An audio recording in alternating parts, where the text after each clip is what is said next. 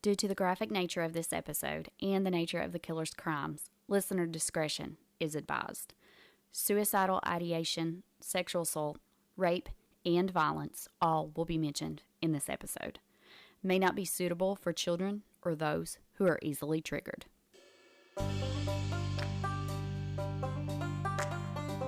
Hey y'all, I'm Alisa. And I'm Samantha. And welcome to Watch for Deer. What up? Hi guys. What up? Why do you sound like that? Because I'm just feeling froggy today. Oh, let's talk about what we did over the weekend. I know, it was so fun. The best time. The best time. We did. Every time we go somewhere and we meet somebody new, it's like we found a new friend. A new best friend. And I am so cool with that. Yes. So we were guests on Tri-State Time Machine. Time Machine, yes. With Vanessa. Yep. And she is wonderful. Amazing. We had the best time. Her podcast is awesome. She kind of does a little bit of Keep Up with Huntington. She has some spotlight people in Huntington. I think she's had the mayor on. Yeah. I listened to the latest one this morning, and I listened to another one last week, I think it was. But when we got there, I mean, a girl after our own hearts, because I took her a bottle of Kirkwood strawberry wine, which is my favorite. And I feel like we need sponsored by Kirkwood. I mean, it's my favorite. I'm taking it to everybody. But I took it to her, and she's like, well, I don't really like wine. And I'm like, you have to try this. You have to at least try it because it's really good. This is delicious. It is. And then I was like, strawberry wine. And I sang a little song. And she was like, where is it made? And I was like, West Virginia, baby. It's a West Virginia homegrown wine. That's right. And but she introduced me to something that, and she gave me extra cans of it, and I drank them yesterday. Gone. I drank them while I did laundry, but it's called Mom Water. It's so good. Like the name of the cans, like the flavors is like Linda, Julie, Karen is one of them. I don't know the other one, but it's so good. But it's no carbonation, and I'm not crazy about carbonated stuff, and I drink water all the time. I don't drink a lot of water, and I have to have, like, when I do drink water, I have to have, like, quite a bit of flavoring. The flavor is... And so the Mom Water was not for me. No. Not for me. It was so good. It was minimal. The flavor, even like the... It was just a hint. It was a barely a little smidge. Like I squished one blueberry and threw it in the bottom. Oh, it was so good. No carbonation, but you only can get that at the liquor store. It's only like 4.5, like a beer, maybe less than a beer. But you can only get it at the liquor store. It's kind of expensive. I think she said it was like $24 or $25 for a 12-pack. Or something like that. Like it was super expensive. It's expensive. It was tasty. I mean, I was a fan. She was a fan. She was like, stuffing them in her purse. Thanks, girl. Yeah. So I gave her some Kirkwood's wine, and she gave me some Mom Water, and we became the best of friends. I mean, it was delicious. We love her. She's amazing. So if you guys haven't, especially if you're from the tri-state area, or you live here now, or you did prior, go check it out because it's super fun. It's about our area, the tri-state area, all kinds of, She covers West Virginia, Ohio, everything. Kentucky. Yeah, it's so amazing. Yeah. Go check it out. And I think that we'll do some more collaborations. Like, we had some really good ideas. We, networking and stuff. Like, I think it went really great. Yeah. We're not going to tell you actually what we did because that episode, whenever they get done with it, we're going to drop it here. Yeah. So we don't really want to tell you exactly what it's about, but we did get to tour the Frederick. It was so much fun. We don't get to talk about the tour on the podcast because the tour was after we podcasted. So she told us a scary... Hold on, Lisa. I'm ready. She told us a scary story about the Frederick. And it freaked me out. It did a little bit me too. And hold on, whispering. And last night, when I was telling Scotty about it, I got the cold chills. Yeah, it makes the hair on your neck stand up a little bit. I didn't like it. And plus her telling it to me, and I was like, ew. And we went down, so we go into the Frederick. Which is absolutely stunning if you've never been in there. Yeah, Alisa had never been in the Frederick before. So she was just like... I'm a kid in a candy store because I love history and, like old architecture, just the attention to detail, in the woodwork and things that, chef's kiss. Beautiful. It was beautiful. And there's all kinds of old things like behind glass and stuff from the original Frederick. And if you remember was the last story the one I gave? I gave Two you Truths all and a Lie. a little story about the Frederick, and I did that because I knew that we were going to the Frederick. Yes. But we got to go all over the place. We got to go down in the basement, and it scared me. When we first walked down there, like we go down 2 flights of stairs, and Alisa and Vanessa are in front of me. We're just going. And I get that Vanessa doesn't know the amount of chicken shit I am. Like, I get that because she doesn't know me. But what I don't understand is you do. I do know you, and I still left your ass. They left me. So the only light I have on, and like on my phone, I'm recording, and I have that light on. Now, we go around the corner, and eventually there's a light on down there. Yeah. But it's an old store, like it's an old clothing store. We have some pictures, and we'll share. Yeah. Super, super cool. Just, it's like stepping back in time. It was stepping back in time. It was really amazing. It was so cool. There was dust all over everything. The wallpaper was gorgeous. Immaculate. But it was old. Like, it was torn and ripped and run down. You're talking probably 70, 80 years that nobody been in there or, done stuff. And it was so cool. But there was this couch thing, and I don't know exactly how to. I don't know what you would call it. I'll send you a picture of it. But it was covered in dust. I mean, so much dust. And I was like, Alisa, put your ass print on it. That way when somebody comes down here, they'll be like, oh, that's a big booty ghost. That ghost got a badonkadonk. That's a badonkadonk ghost. That's a badonkadonk ghost. But I didn't see anything. I don't. If I would have seen something, she probably wouldn't be here. I wouldn't be talking to you right now. She'd be in the hospital or dead. I'd still be in the basement of the Frederick, laying her face down. But we had the best time. It was so cool. And I'm super excited for this year because we're wanting to do more with the podcast. So, we're about a year and a half in, and it's time that we kind of spread our wings and really start to get creative. To us and stuff, and it's, I've had people reach. It's just so much fun. And you and I enjoyed it. We went and had lunch first, and it was great. It was great. It was the perfect Saturday. The people who live in the Frederick, like you walk up to an apartment door and it's just a door there. Yeah. But some of the people have like wood, like it's fancy. Openings. Like, I don't know how to describe it. I don't know how to describe it. It's super fancy. Because this kind of money is not in my repertoire. So all I have are door hinges and doors. I don't have what is that called around trim? Is it trim?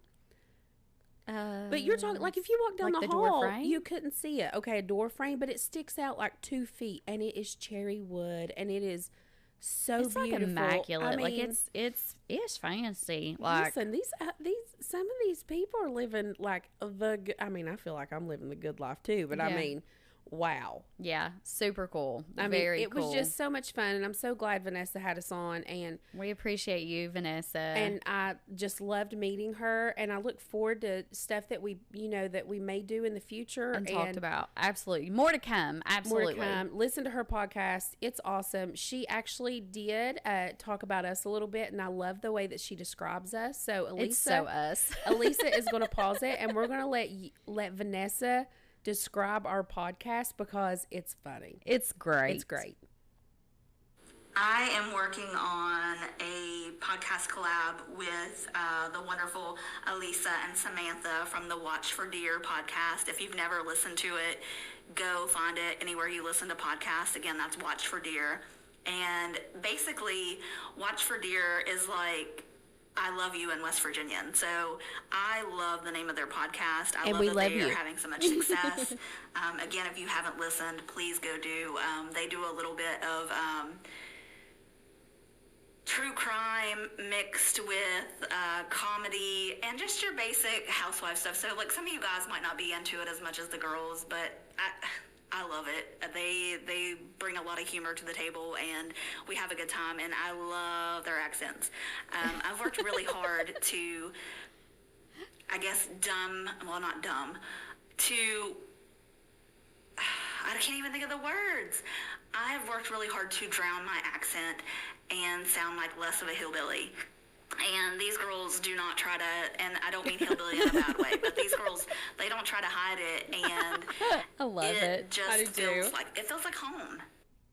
I think that when she said it just feels like home is probably the best compliment that I've ever gotten from this podcast, and I don't think she realized what she said when she said that it feels like home. And that's what we strive. Like, we don't do a lot of editing on our podcast. No. We're very raw, very real. We want to be relatable. You know, we want to be your best friend. Yeah. So we try to, really just act like we're just two best friends sitting here shooting the breeze, because that's what it is. I mean, that's what we're doing. And after that, she said, it's like sitting on the porch with your cousins at your mama's house, and you're all talking. And I don't think she realizes the compliment that she gave us there. So like, it makes me teary-eyed. Yeah, it's appreciated, because that's what that's what we want. And I, honest to God, and I'm not just saying this, I don't know do I have an accent? Like, I can't hear it. Well, I can't hear mine, but I know I do, but I can't hear it. Yeah. I have got, so moving on, listen to Tri-State Time Machine. Listen to it where you listen to your podcast app. Vanessa's great. We had a wonderful time. Can't wait for that one to drop. I have a story coming up, hopefully next week. Maybe a surprise drop or something. I don't know. I'm almost done with it. I'm going to do another 2 Truths and a Lie. Oh, excuse me. I got Let us know, because we got really good feedback that you guys really loved that. So let us know what your opinions was on that. Yeah, so many people are like, it was so much fun. It was so fun. It was, really interactive with our listeners. So I thought it was a great idea to kind of alternate and kind of throw Sam in there as she can write it up and get it done. And this one that I'm writing, I am almost sure that you're going to pick the lie, that you're going to pick one of the truths, and you're going to be like, there's no way that happened. You're just going to be like, there's no way it happened. Well, I failed on the last one. I was wrong. So. Yeah, you did. I'm one and you're nothing. I know. Yeah. Thanks for reminding me. I just need to remind you. Okay. That's what I do. So I do have a story for us today. You are going to like this one. Am I really? You really said are. I'm going to like it. This is right up your alley. Okay. It is a little rough. Oh my Lord! But you are going to like it. Okay. So shall we? I guess. With their faces hidden with purple shrouds, all 39 were dressed identical. Black pants, black shirts. Is this a secret society? Is and this a brand cult? New black Nike shoes. Oh, you're doing drink the Kool-Aid. Beside them lay their glasses for those that wore them, folded up, sitting by identification papers so that the authorities would know who they were. This is the case of Heaven's Gate. She's like, I'm enamored by it. Like, just And you know what's good about this? I've heard about it my whole life, and I know the gist of it, but I don't know the story of it. Well, so that's this like is gonna be really good. We did the one Jonestown, which was the Kool-Aid. Yeah. Okay, we did that one. So we did that one. I got the perimenopause brain where it's just all foggy and I can't remember anything. But I knew the gist of this, like, the basics. So I was really excited to dive in and really dig deep and get to know this. Okay. So Marshall Applewhite Jr. was born May 17th of 1931 to Marshall and Louise Applewhite in Spur, Texas. Marshall's father was a Presbyterian minister, so he had always been brought up very religious. He attended Corpus Christi High School and would later graduate with a degree in philosophy. By 1952, he enrolled at Union Presbyterian Seminary to study theology in hopes of becoming a minister like his father. He would meet and marry Ann Pierce. Applewhite grew tired of the ministering and went back to school to pursue a career in music. He landed a job at a church in North Carolina as the music director. He also ended up being drafted into the Army from 1954 to 1956 and enrolled in the University of Colorado afterwards, earning his master's degree in music. He eventually winds up at University of Alabama, but quickly loses that position when he pursued a sexual relationship with a male student there. Homosexuality was not remotely accepted back then and is barely accepted now in 2025. His wife, Anne, finds out about the affair and she divorces him, and he comes out to his parents. His father rejects him completely. By 1965, he moves to Houston and obtains a job there. The students adored him. They recalled him being super engaging and very fun. He was a very stylish dresser, and he was openly gay in Houston for a brief period. He eventually resigns from there, citing major depression. Some like to say it was because he was in another scandalous relationship with another student. By 1971, his father would pass away, leading him to become more depressed and more withdrawn. And many people say that this was the point of his life where he just kind of snapped and had like a nervous breakdown. He was normal before then? As normal as one could be. Okay. Bonnie Lou Nettles was born August 29th of 1927 in Houston, Texas, and was raised in a religious family and knew the Bible very well. As she got older, she moved away from being Baptist, and she becomes a registered nurse. She marries Joseph Nettles in 1949. They would have 4 kids together. They had a good marriage up until 1972. Then, Bonnie became very interested in talking to spirits through seances and fortune tellers. See, now this is where she went astray. Yes. This is where she went astray because she's not talking to spirits. She's talking to demons. Yeah. We know how I feel about this. But she was one of those ladies who was she was very open-minded. She was very curious about studying astrology and the occult. So she starts going down this dark path. Okay, pause. Before this just popped in my head, did you know that Abraham Lincoln's wife married Todd Lincoln after she lost one of her sons? I think it was Tad. I think it was Tad. She had seances in the White House, and it was driving her insane. Like, she was trying to get a hold of her son so bad. Like, it was like, also, you know, Abraham Lincoln was a super tall guy, and she was a little short dumpy thing, which there's nothing wrong with a little old, short dumpy woman. There's nothing wrong with that, you know. There's nothing, having a little junk in the trunk. I'm not just saying that. But she was as round as she was tall. Yeah.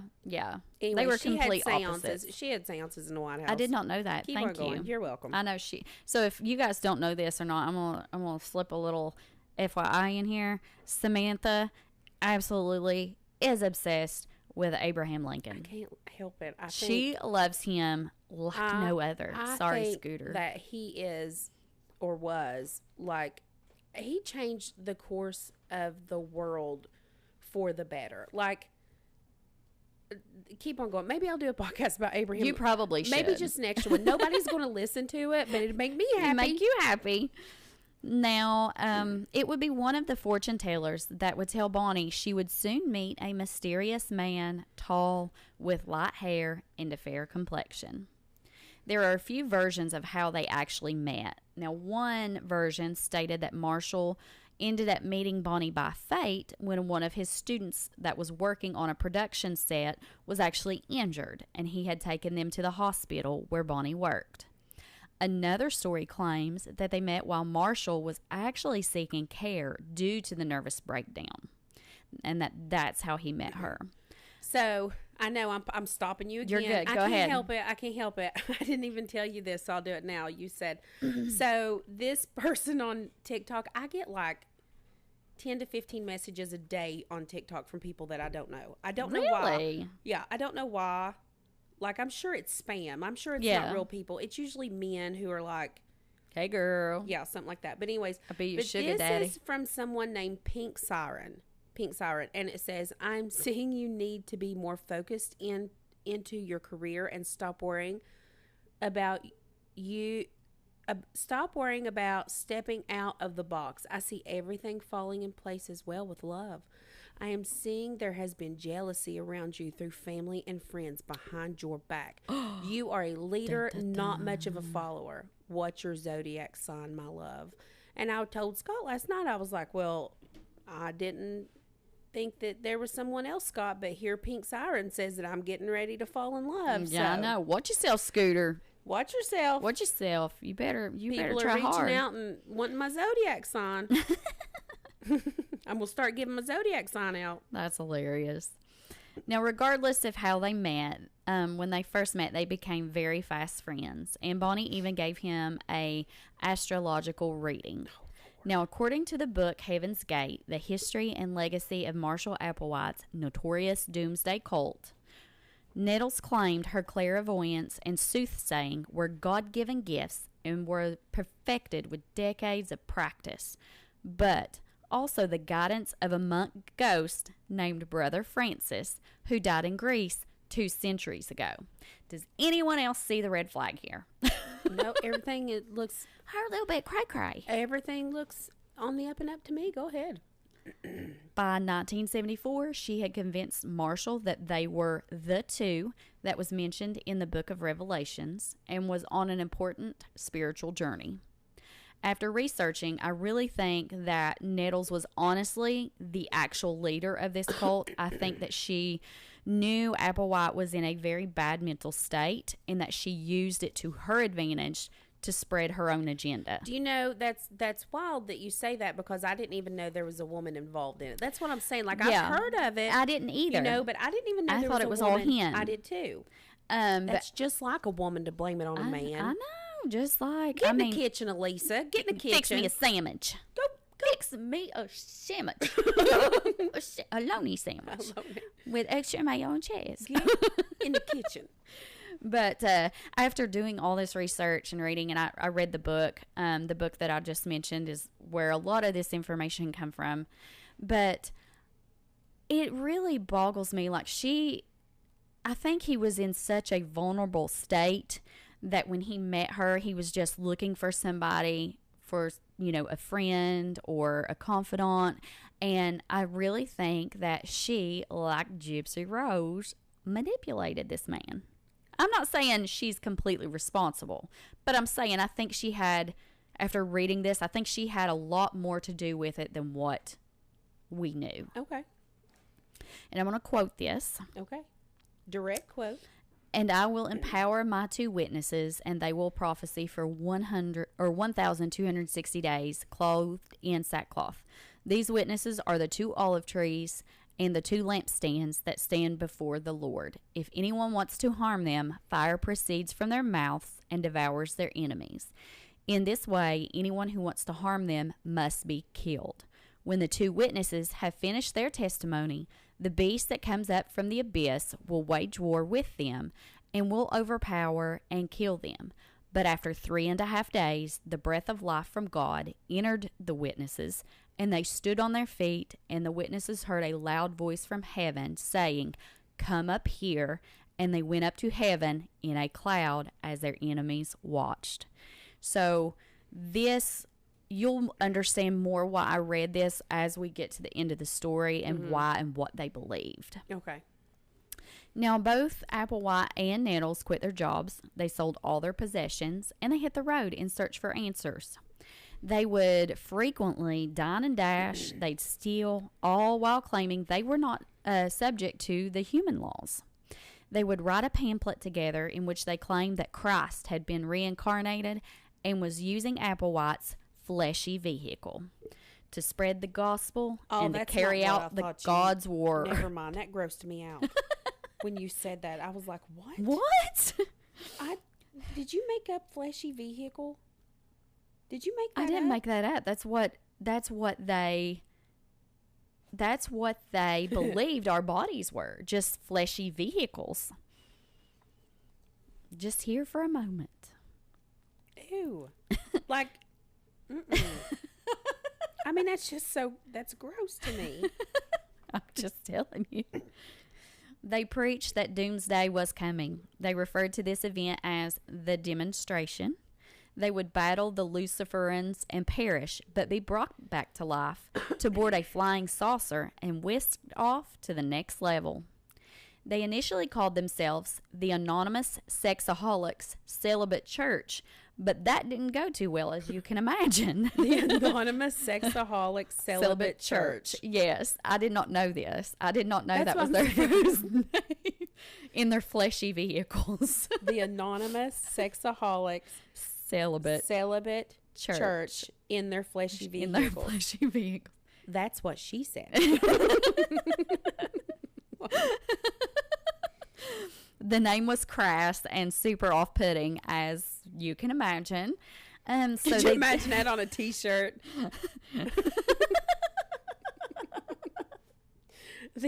What was it called again? The Anonymous Sexaholics Celibate Church of the Fleshy Vehicles. Okay, carry on. Oh, gosh.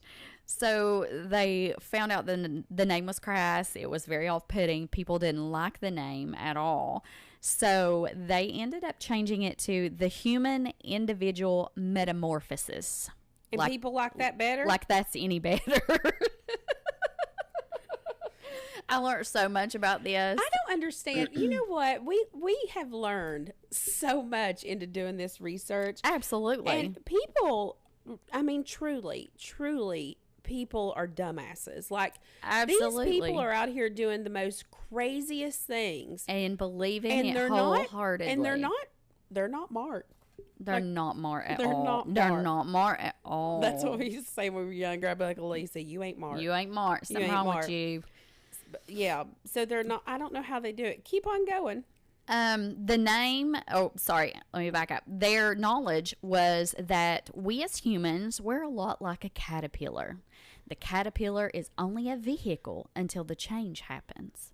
Just as with the chrysalis, the human vehicle would undergo a major change, and out would come this beautiful, fulfilled being.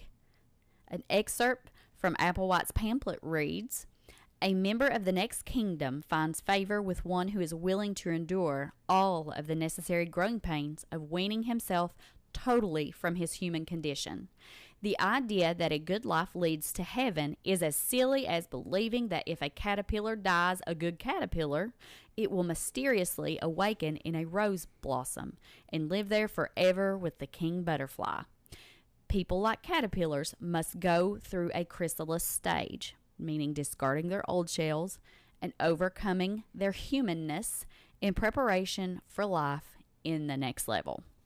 Y'all, I can't make this shit up. This is what they truly, wholeheartedly believed with every fiber and every being of their soul. You know, people who are like that are so dead set and mindset on something that you cannot, there's no talking to them. No. You know, and they believe something so crazy like that is what makes people dangerous. Yes. It's what because makes people dangerous. You can't get them to see the reality. You can't get them to understand that it's bullshit.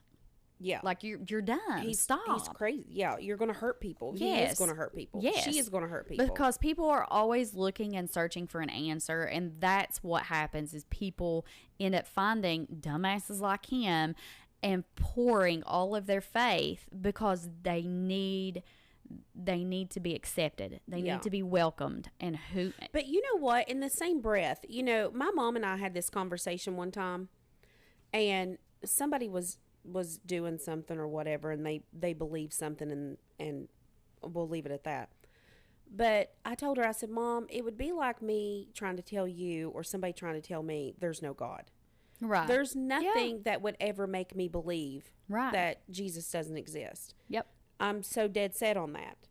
So can you imagine believing something like this and being as in the dead way set, that we believe in God? Yeah. That's what like makes it so no scary. way to get through because it doesn't matter anything that you say to us, whether our listeners are Christians or not, or you believe in something else. That's your belief. Right. You believe that with everything in you. So they believe this, and it's scary. It is scary. Okay, go ahead, because you're teaching me all the stuff. All I know about the Nike shoes. Continue. By May 5th of 1975, they had amassed about 24 members, all who sold off their possessions and abandoned their homes and their families. Now, this is classic cult behavior. Isolate them away from their loved ones.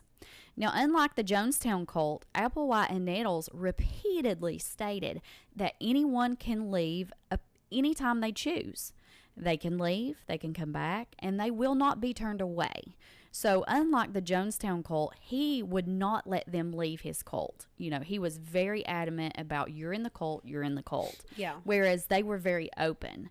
You know, you could come, you could go. They weren't going to reject anyone.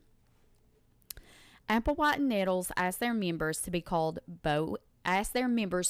them Bo and Peep, as they were the divine shepherds of their growing flock. That's okay. Pause. Don't real pause. I know. I'm just shaking my. That's what they come up with, or names from a nursery rhyme. Little Bo Peep. Bo and Peep. Little Bo and Peep. Because they had a growing flock. Well, so did Mother Goose, but she didn't kill a bunch of friggin' people. They kept traveling cross country and preaching their belief. Heaven's Gate of Little Golden Books. For your toddler. Go ahead. No. No, ma'am. During these meetings, many said that they recall Applewhite had an entrancing demeanor and he was just so hypnotic. To listen to him, and he was. I mean, even back in his college days when he was teaching college, they said that he could really grab your attention. Like, he was very charismatic, which we know is a very good, and that's probably why Bonnie picked him, to manipulate. Well, charisma's a huge thing. Like, evil people have charisma. I think the kids now call it the Riz. Applewhite got the Riz. He's got Riz. But, while others stated it was robotic and strange. In 1976, after a very windswept recruitment, they closed the harvest, which is what they called their gathering of their flock. They closed their harvest and said they would not be taking any new members. So, how can you not take new members if you are a religious group? I've never heard in my life of a religious group not taking members. It's like, what? But I'm glad they closed it, because there could have been hundreds more die. So, I mean, whatever. But after they did this, numbers slowly began to dwindle, dropping to 70 and then under 50.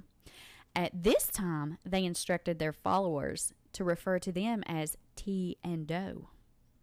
What? T and Do. I mean, I know what you're...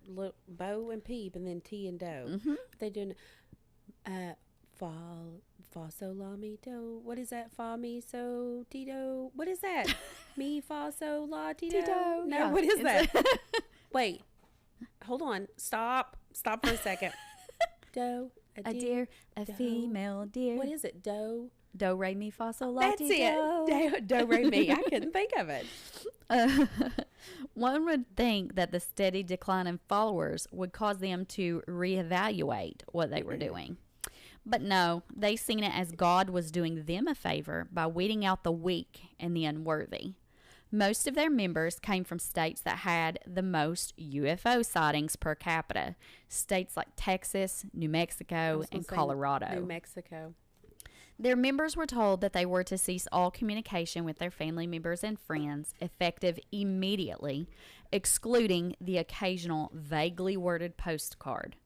They were expected to forego jewelry, facial hair, and other forms of personal expression, instead adopting a near-identical buzzed and closely cropped hairstyle. I am trying my best to forego facial hair every single morning of my life. Listen, like I've always told you, if I'm in the hospital, get me a razor immediately. I got you, boo. And I need it with the gummy stuff on it, so like I don't yourself. Yeah, chafe on my chin because the Billy razors are amazing. I love them. They have an aloe thing on the head. I have. I think I have. God, I love the Billy razors. Yeah, girls, do y'all have to shave? I mean, or tweeze. I can tweeze. I just don't have 8 hours to put into the tweeze. I don't have the facial hair yet, so let's cross our fingers and I've hope had that this my doesn't whole come. life. Oh, well, maybe I won't get it. Okay, I should move every baby's ass. Listen, remind me at the end of this podcast to tell you when I started waxing my face. Remind me, because you're going to die. My listeners are going to die. Go ahead. Well, I feel like you should go ahead. I'm not doing it now, but I will tell you all this. Okay. So to strengthen this illusion of unity further, each member was forced to renounce their human names and were assigned new names upon their arrival. All new names were 6 letters long and capitalized, consisting of a random collection of 3 letters followed by the suffix Ody, O-D-Y. The cult adopted a strict dress code featuring dull, gender-neutral clothing in boring and drab colors. They wore baggy, plain black clothes from head to toe. their fashion sense was meant to simulate the clothing style worn by the Grey. And you know what that is. The alien species. I was going to say, I don't know what that is. That they would evolve into once they shed their fleshy shells. Listen to me. If this religious group come up to me and they told me that I was going to Hey guys, you want to be a UFO? Yeah, it told me I was going to shed my fleshy shell and that I was going to merge into, what did it say? Go back and read that again. Oh, the alien species that they would evolve into once they shed their fleshy shells. So I would piss down both legs. If I thought I was going to be an alien, like a gray blobby alien, no ma'am. That's No, a hard ma'am. no. Now, a partner was appointed for each member, supposedly according to whoever the member would find least attractive. These pairs were practically joined at the hip for 24 hours a day, and they were tasked with monitoring the other's behaviors and activities. So they made ugly people walk around and spy on everybody. Yes, pretty much. You had a accountability buddy with Who was everything ugly, that you did. who was physically- They all were. They were all looked the same. And I'll share pictures, but they all look the same. Whether you were male, whether you were female, you all look the same. They put a guard on, they buzz cut their hair. Even and the girls? Even the girls. Oh, Lisa, mine's down past my Oh, bra no, strap ma'am. now, and I got the highlights. No, ma'am. No, yes, ma'am. Yes, ma'am. No, ma'am. Well, guess who's not going to be a fleshy alien? Well, This girl. you're not going to shed your fleshy shell? No. No, I'm not. Now, members would rotate about every 6 weeks as an extra precaution to keep the possibility of developing romantic feelings or affectionate feelings for each other. So they really didn't want... Was that a friggin' possibility with everything going on? They didn't want them to have any friends. They didn't want any type of companionship within this cult because it was all about achieving that, the next level. Yeah. So most of the time he would have them sit in a room with a blank stare on their face or have them all stand outside and stare up at the night sky all night long. After they were done, he would congratulate them on a successful drill. Now, Applewhite had himself surgically castrated. No, he didn't. He had Which, struggled. actually, I'm glad for this. He should not have been He shouldn't anything. be. No, he shouldn't be continue. reproducing. Congratulations to him. He'd struggled Old with eunuch. he struggled with unclean and impure thoughts all his life. I thought you were going to say downstairs was unclean. Well, I'm sure it was, but ooh, It wasn't unclean. There was nothing there to clean. just nothing. What did they? Okay, this is an honest question. I've heard of like chemical castration and stuff, like where like sex offenders have to take like pills and stuff like that. But like, did they cut him off? Like Yes, like I a would bull? assume so. Yes, Like they banded him like a bull. I would say they surgically go in and they snip that shit off. Sorry, guys. What do you mean? Like No, I mean like, and the if you can see me, the berries. Hold on. If you could see me right now, pretend like She's- my hands she's out, cupping a whole like I'm handful of holding berries. like I'm holding a grapefruit, but there's nothing in my hand. Yeah, So, like they take that off, I would assume. even the skin. I would assume it would be like doing a dog, like neutering a dog. Go in, snip, snip. I don't know. My dogs aren't neutered, and they're the only 2 male dogs I've ever had. I don't know. That's what I mean. I would assume that's what that would be. But anywho, Google it on your phone. you Google it. I'm not putting that on my phone. At least 7 other members followed suit. Initially, they tried to perform these operations in-house. Their first attempt on another member resulted in a trip to the emergency room. They banded them. I bet it was a band like a bull. Another I bet they had that member metal thing. was allegedly instructed to toss his testicles into the water off a nearby pier to eliminate the evidence. Hold on. I'm going to laugh. Could you imagine being so warped that somebody handed you your testicles and said, throw them in the creek? Like, oh my God. This is so messed up. This is real life, people. This It's real life. happened. I'm not making any of this up. I know that I mean, Scott's are on top of the refrigerator. Clayton's is in my purse. Oh, gosh. And I'm too short to reach the top of the refrigerator, so he has to put them up there. I get it. Throw them in the creek. Throw them in a creek. Throw them in a creek. Due to the failed attempt, later castrations were performed by former doctors and nurses in sketchy warehouses and other remotely located non-medical facilities. Applewhite and Nettles apparently justified this self-mutilation by citing Matthew 19:12, which reads, "There are eunuchs who are born so from their mother's womb, and there are eunuchs who are made so by men, and there are eunuchs who have made themselves so for the sake of the kingdom of heaven. Let him accept it who can." So they justified this through the Bible. June 19th of 1985. I can't help it. I just, like, did he have to, hold on. Did he have to, okay. Were they driving down the road and he was in the back seat and they just pulled over? Chucked him. And like he has him, like he's just riding down the road with his testicles in his hand. And just chucks them out the window. Yeah, and they're like, well, there's a creek. There you go. Could you imagine being the poor fisherman that catch a hold of them suckers and pulls them out? What the hell's this? This ain't a bluegill. It's blue balls. Oh, gosh. She's dead. She's dead. I just can't imagine it. I can't I imagine. know. I can't either. It's crazy. The story's crazy. Okay. June 19th of 1985, Bonnie Lou Nettles passes away from complications from liver cancer. You're going to say testicular. No, this was not cancer, but testicular removal is what I was thinking. This was not part of their plan. How was Applewhite going to explain to his members when Bonnie wasn't whisked away in a flying saucer? Easy. He stated that she had already reached her peak and had no choice but to ascend to the next level as she contained, quote, too much energy to remain on Earth. He was left behind because he had no more work to do. With Nettles gone, Applewhite was lost without her, and in a way, half of him had died.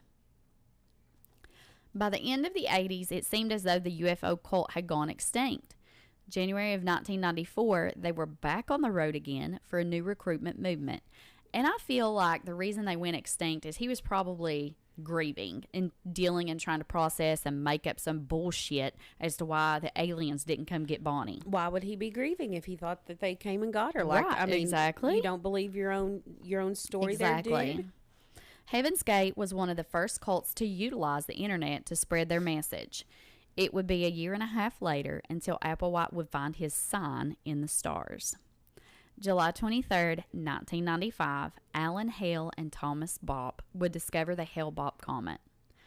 Hale-Bopp would be visible for 18 months due to its large orbit and will not be back to Earth until 4385. I remember the Hale-Bopp I comet. remember too. Yeah, I was 14. Fascinated. I think I was 14. Fascinated Yeah. by it.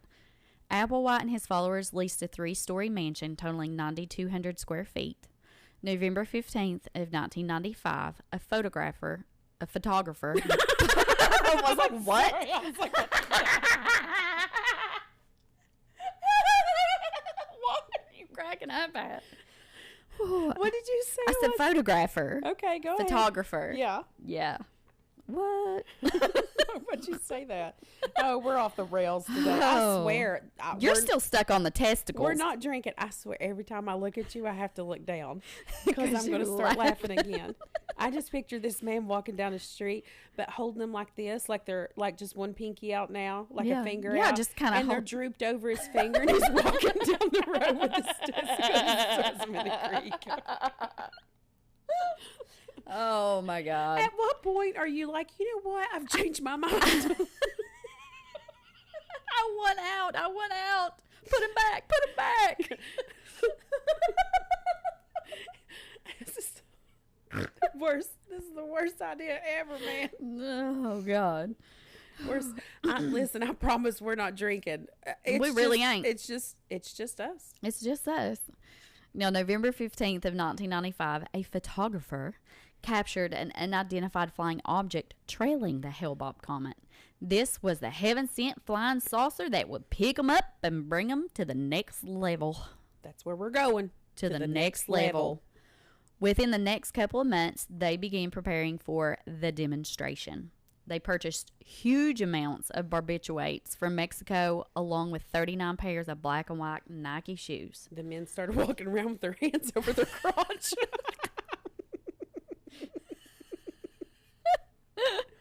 I'm sorry. It's not funny. It's awful. It is awful, but it's just so out there. Wild. This is true life. This is a real story. And it's like, you just can't process it. How people are. Well, I think it's because where we live. Could you imagine walking up to a man here in West Virginia, especially where we live, and be like, listen, I'm going to take your nuts off so you can go to the next level. To hell you are. No. Mm-mm. So we'll get through this story. We might. Just be patient. Now, they had special uniforms made with triangle patches, with Heaven's Gate. What are you cracking up at? Don't look at me. I can't. It's just funny to me. Go ahead, tell it. I'm closing my eyes. I'm listening. They had special uniforms made with triangle patches with Heaven's Gateway team. A week prior to the close passing of Hale-Bopp, they all sat down and recorded their exit videos. Now, I've watched these videos and they are so bizarre. Like, some of them, they're all smiling, they're so happy, and then they start getting choked up. And some of them, like, they can't even talk on the video. Like, it's just a mixed emotion, but it's so bizarre. March 21st of 1997, the entire group has one last supper at Marie Callender's restaurant and updates their organization's website. Now, I want to say, too, when I was reading this book, they were on a very strict diet. Marie Callender stuff is good. Well, this is what's surprising is the reason I wanted to bring this up. I didn't write it in my thing, but I read it. But they were on a very strict diet, like more like a vegetarian, a very clean diet. So what they ordered when they went to Marie Callender's was just all the good food, like a legit Last Supper, like real good shit. Yeah. So it was funny. Over the next 3 days, they would take their lives in waves. 15 would take their lives the first day, another 15 the second. And on the third day, the remaining 9 would pass away. They all passed away by consuming vodka, pudding, or applesauce laced with lethal doses of phenobarbital or hydrocodone, or inserted their own heads in a tightly sealed plastic bag, suffocating themselves. Each were found laying on their assigned bed. Applewhite would be the last man standing.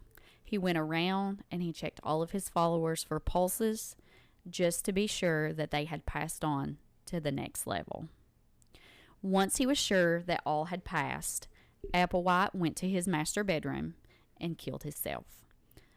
Now, let's hop back to the exit tape that he recorded, because you would think that it wouldn't have any lasting effect, right? Like, right before all the members do an exit tape. I remember he's got super white hair, and he's very crazy. He's got crazy eyes. And his eyes are like perfectly circled. Like yes. They're so big. Does he even blink in that video? Like, he's got crazy eyes. Yeah. Like, and you would think that would be the end. I remember that. Is it not the end? A lot of people thought that was the end, right? Yeah. The cult, 39's dying. Are you going to tell me that they're still around today, Alisa? And I've been making fun of that guy towards the end of the tape over in the creek. Towards the end of the tape, Applewhite explained to those who had left the cult they should act quickly, as they would still get to the level above human. Sadly, this call was somewhat successful. Some former members went through with committing suicide after the news broke about the mass suicide. Jimmy Simpson, or G. Bodie, left a note and killed himself shortly after. Wayne Cook, or Gistody, whose wife was among the original 39, had attempted suicide, along with Chuck Humphrey, or Riccoti. Cook passed away, but Humphrey survived, and after some TV appearances, he attempted suicide once more, successfully. Both Humphrey and Cook recorded exit interviews just like the other members of the cult did in the Heaven's Gate exit statements. On March 26th of 1997, an anonymous tip led police to check out the large mansion. When the authorities entered the home, they found the largest mass suicide on U.S. soil. Keep in mind, Jonestown was in Guyana. Right. So that is the deep story of Heaven's Gate. It's sad that those people were so warped in their head that they Yes. did that. But I learned a lot, like, by reading that book. There was a lot that I didn't know. yeah, you told me one story I'll never forget. All of my information came from the book Heaven's Gate, The History and Legacy of Marshall Applewhite's Notorious Doomsday Cult. And I got his background and, like, Bonnie's background from Wiki. So, but those were my resources. But, yeah. Okay. And apparently I need to Google, how they surgically castrate men, because Samantha needs to know. Do you need to really... I mean, I think that's how they do it, is that just they go and snip like a dog. Well, I will go ahead and tell my story then about when I was 13. Go for it. Okay, so I have really dark hair and really, not really dark skin, but I'm dark complected, dark hair. My mom is too. My mom's got really, growing up, she was like really dark black hair. I've got indigestion if you hear me hiccup. Like, oh. Yeah, they do it like a dog. They cut in there, they snip, and pull them out. They just leave the skin? I reckon. Okay. An incision in the scrotum and removing one or both. And you just leave the skin? You just leave it hanging. Wouldn't that... Reminds me let of me like a ask little you this. turkey neck Well- hanging. Oh! Wouldn't that... No. She's making faces at me now. Anyways, I'm going to tell my story. Go ahead, tell your story. So anyways, I was blessed with a mustache at a very young age. I mean, I think at like 11, 12, 13. Really? Yeah. Like, yes. And the older I got, the more hair I got on my face. Not like a beard or anything, but like chin hairs and a mustache. My eyebrows were super thick, like super thick. And I wanted to wax my mustache so bad. Like, so bad. And my mom would wax hers. Sorry, Mom, if you're listening to this and I'm telling We her love you, Patty. secrets. But all girls need to know this. So, It's anyways. it's normal. So, anyways, I wanted to wax it so bad. But Mom couldn't wax my mustache. So, I'd put the stuff on there. And I'm probably like 13 years old. And I put the stuff on there. And she couldn't get it off. And this wasn't like the stuff that you put the paper on. You put the wax on there and you put And the then paper you put on. paper and then rip it off. This is that Sally stuff that you put on there and it got hard as a rock and then you pulled it off. Like super hard, right? Like it got really hard. And so Mom, for some reason, she couldn't do it. Like she was probably laughing or something. We are a very funny family. Yes. And she may have been laughing or maybe I did it and Mom wasn't around. I don't remember why Mom didn't do it. Mom wasn't working or something. But I couldn't get it off. Like, I could not bring myself to pull it because I got one edge up, and I'm telling you, everything, it hurts so bad. It hurts so bad. And here I have this yellow goo all over, and I can't hardly talk either because, like, where it's so hard, like, if I move my lips. Like it's not moving. If I move my lips, it's pulling the hair out one at a time. And I'm telling you, like, I have a 13-year-old boy going through puberty mustache. And so my dad comes in there and he was like, I can do it, sis. And I was like, you can? I just probably had a tear running down my eye because I'm stuck and I can't hardly talk. You're stuck. And I was like, I can't even move my lips. So I'm like, can you pull off for me, Daddy? He comes over there. He goes, yeah, I'm going to do it when I count to 3. And I said, okay. And he grabs it and he goes 1, 2, and he pulls Rips it on 2. And he did it, and it didn't hurt so bad. Like, it didn't hurt so bad. Do you know that my dad waxed my mustache up until I was like 16 or 17 years old? Way to go, Sam. Yeah, he did. I would put it on there and be like, okay, Listen, Dad. There is nothing in this world like a father's love. There is nothing like a father's love.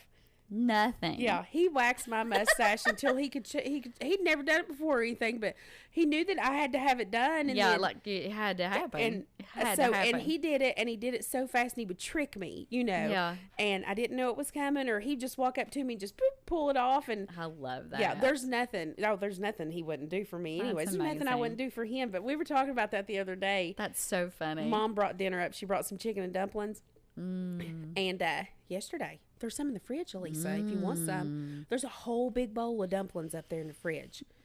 See, this is the bonus of recording with your best friend is you get dinner after. And there's a half of a homemade apple pie up there, too. Yes, there is. Yes, there is, and it is delicious. God, I love you. I know she brought it yesterday. But anyways, Dad, I mean, he did that for me. Like, I got scared. That's awesome. Yeah. That's awesome. Yeah, so anyways, now you all know that. Now you know. When I was in high school trying to be cool, not being cool, but trying to be cool, that my dad was waxing my mustache. He was waxing, because I would put it on my lip and everything, and then I would go in there and he'd rip pull it off. for me. Yeah. That's great. Well, we hope you enjoyed today's story on Heaven's Gate Cult and Samantha waxing her mustache. I'm sorry about the laughter. I mean, she just couldn't get over the testicles, so I'm still, and I just can't believe like they go in there and they leave like the skin, the fleshy part. Yeah, that'd look gross. I'd want them to like do a nip tuck or something if I had those like removed. Make it look nice. Not that you can make that look nice, but be sure to follow us at Watch Reader Podcast on Facebook and the Insta. Go like and follow our TikTok at Watch Reader Podcast. Email us at watchreaderpodcast@gmail.com. If you enjoy our show, rate us and share us with your friends, family, and coworkers. If you're mad at me for laughing about that guy throwing his testicles over the creek, email Alisa and tell her that you're sick of it. You're sick of me making fun of stuff like that. Sick of our shenanigans. But you know what we want you to do? You know what we want you to do? Y'all be safe and watch for deer.